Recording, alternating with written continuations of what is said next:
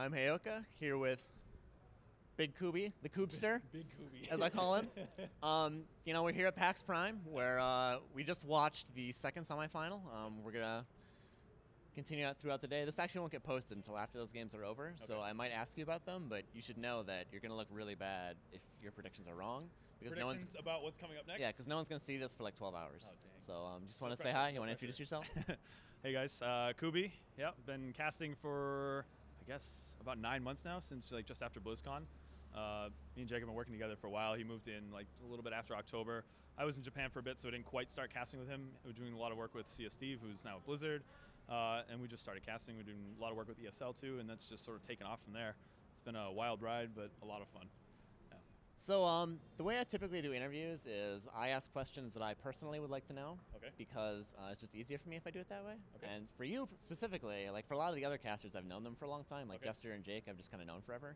But I don't know your history that well, so that's what I want to get into. So like, what is your competitive experience before Heroes, or like what? Yeah, what games did you watch? What'd you play? Sure. All right, that goes actually way back. 2000. Start at the beginning. 2004. I started playing Smash Melee competitively. This was way back, but like Melee is so big now. Like it is just the biggest game. This was so small. It was such a grassroots thing.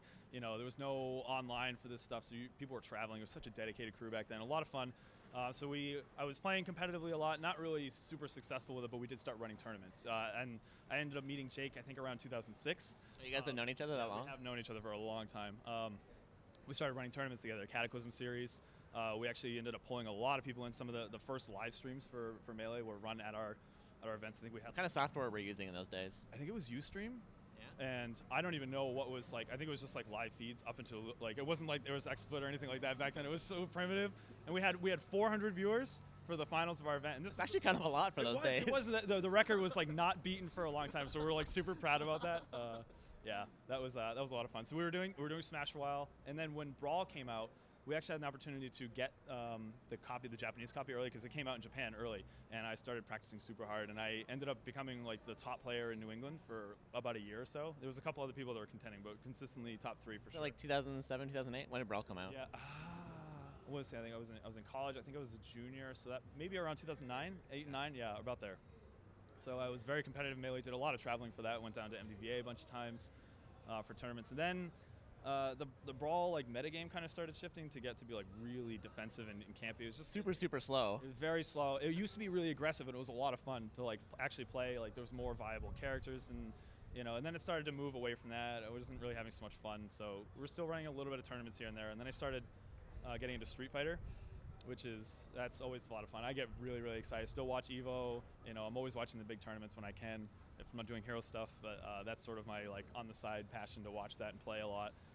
It's Street Fighter 5 here, don't they? Isn't there a thing set up that way? I played it a little bit. Jake beat me in the first game. I'm not too happy. This is literally the first time I played Street Fighter 5.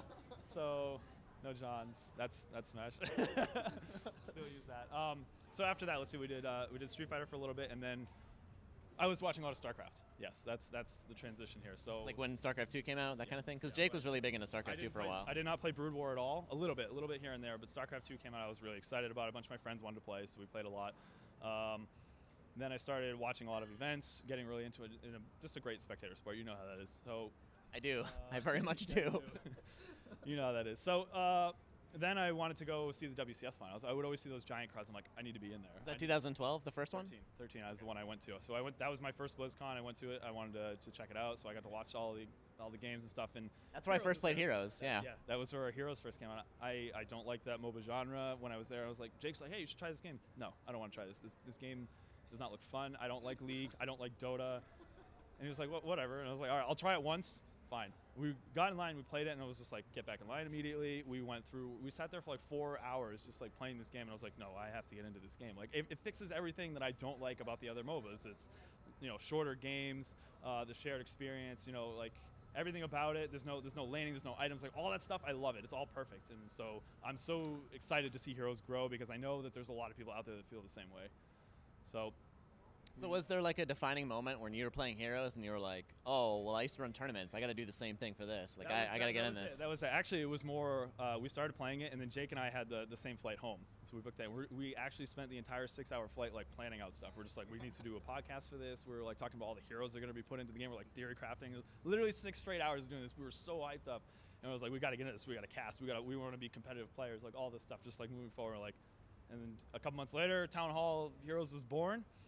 Did a podcast on it for a while. It was difficult to cast immediately because of the tools. There was no custom game, so it was like teams had to sort of like hope that they caught each other on like on the ladder. That's why I remember that tournament that Diamond ran. It was just you had to schedule like 3-hour blocks per match because you just hope that you could like catch each other in the ladder. Yeah, and the very first Kings of the Storm that happened, I think it was like March or April. They had custom games enabled for like a weekend. The tournament got way too much visibility, and Blizzard was took them down. No, they're like, no more custom games. Not yet. We're not ready yet. We're not ready. Yeah, do you remember the official statement was like, we're not ready for people to be competing in this game. We don't want this to happen. They were like, it's too much. So please slow down. So that happened, and then there was about a 6-month lull. Still a lot of teams that were existed. They were playing competitively, moving forward, and then it was right around the October time, I think, is when they brought it back. That was of last year. Again, this was right before BlizzCon. We had all the awesome action there, and they just started casting. And now things are moving up, blowing up. I love it.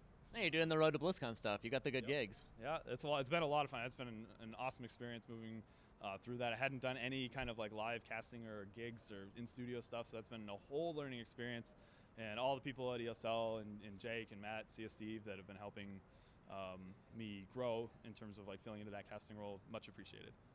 So do you have like do you still pay attention to Brawl or to Melee and yes. you're still like involved in other games too, or are you just like all heroes all the time? Not involved. I still watch a lot of Melee, and again, we were talking about Street Fighter. Still watch a good bit of that. I bump into Melee players all the time. They're like, "Whoa, like you look totally different now," because I used to be this like little scrawny kid and like really long hair. It was a weird time. But yeah, there's sometimes I'll bump into people that just to recognize me. We'll chat and catch up. And I still watch Evo, the finals for Melee, and it's always really exciting. But other than that, everything 100% heroes. Yeah. Was there was there a day where you woke up and you're like, I'm just gonna make this my full-time job?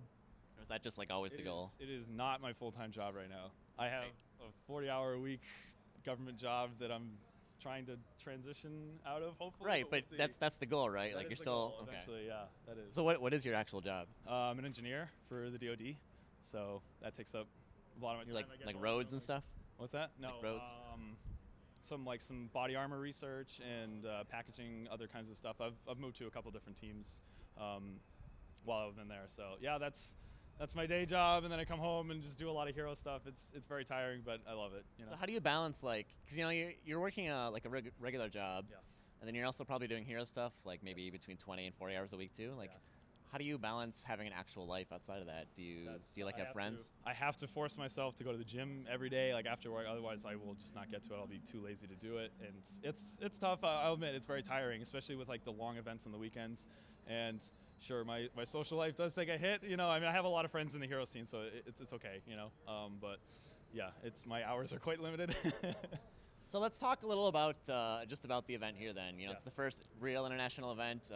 We just saw MVP beat Liquid pretty convincingly in the second 2 games. Is that something you expected, or like what did you think was going to happen with MVP and My Revenge coming in? That's a weird thing because each region really prioritizes very different things in their draft. So I was like kind of expecting that both these teams would just get whatever they wanted, which is kind of exciting in the sense it's like they're playing their composition, they're playing their composition. It should be, A game versus A game. And we did have some really, really close games. I think that they ended up losing on Sky Temple with their Avatar Illidan composition, which I think they were like 100% with in their road to BlizzCon. So MVP, they look really, really strong. That's actually, we talked to Vortex yesterday, and that was sort of his plan. Is he was like, well, I'm just gonna, we're not gonna like counterpick or anything. I'm just gonna play my game, and we're just gonna they're gonna play their game. We'll see what happens. They did the Triple Warrior thing, which we've known that MVP has been doing, but we had sort of speculated that after the patch that they wouldn't be able to they have stopped doing the Triple Warrior. It's something that ever since this new patch they don't really run it too much. And if they do it with Tyrael too. And Tyrael was on the other side, so it was like they're doing it with ETC. Hello, we haven't seen this guy. So is that like did you expect something like that would happen? No, not ETC. Not like we were looking at the Warrior pool and it's like, well, we're basically theory crafting like what damage are they going to go for? What's their last pick? What damage is it? And then they're going to get the crit ETC build. I just thought that I was just like, I don't even know like what's their build, like what heroic are they go? Like, we had no idea, and it was such a treat to see. It was really awesome. So do you think the finals will be close too? I guess let's not. Yeah, we won't make predictions, I guess, but let's just assume it's close. It will be very close. It will be. And Tempo is a team, especially when they're challenged like that and they're up against a team like we just saw that last series. It was, they will step up to the occasion, and I think it's going to be a very big clash in style because Tempo, again, it's all about that late game. They just had 2 ridiculous comebacks in the late game, even when a strong early game from Cloud9, and MVP Black is very capable of doing that as well. So it's going to be how well is MVP able to close out the deal in those games, and they have best of 5 as well, so that'll be another thing to throw into the mix. How many different strategies can they put forward? Like, I'm just really excited about it. Did you think Cloud9 was going to do? Those games were pretty close. Tempo Storm and Cloud9 have played like a billion times, and Tempo Storm eventually pulled it out. But those games were a lot closer than I think they have been in a while. They definitely, compared to what we saw in the August Open, like that was like last week, night and day. Yeah.